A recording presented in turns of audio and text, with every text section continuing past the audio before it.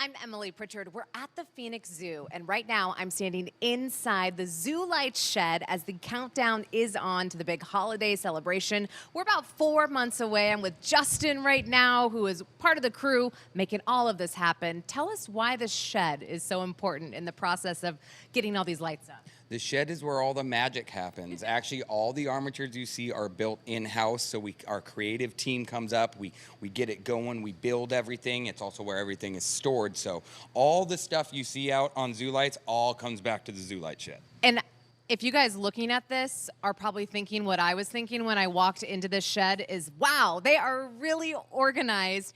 And those armatures, that's what those light installations are. You make all of them. Mm-hmm. Yeah, and when we build them, we like to try and get big wows every year. So we build some 3D armatures, some 2D armatures. We get some insight and some information from other departments like, hey, could you build this? Could you build that? Which kind of keeps us on our toes, so it's nice.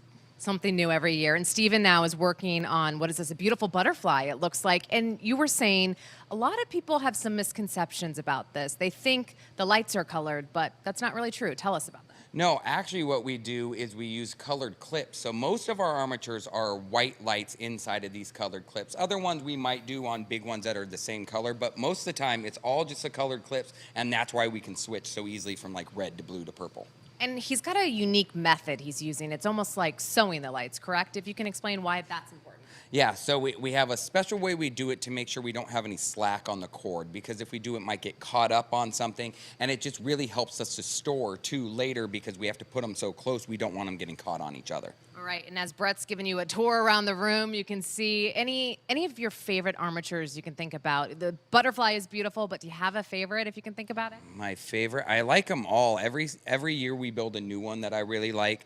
Last year I built a new 3D spider. I really like her. And then we have our real big ones. What we do is we actually name them. So we have Fran, our dinosaur, and it kind of helps bring life or character to our armatures. But every year we build just newer, better, and so I can't really pinpoint a favorite. I'm sure that's true. Okay, the work is going on.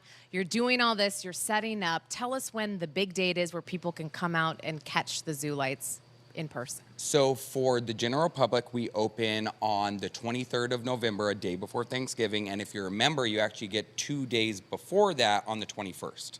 Wonderful. Justin, thank you so much for your time.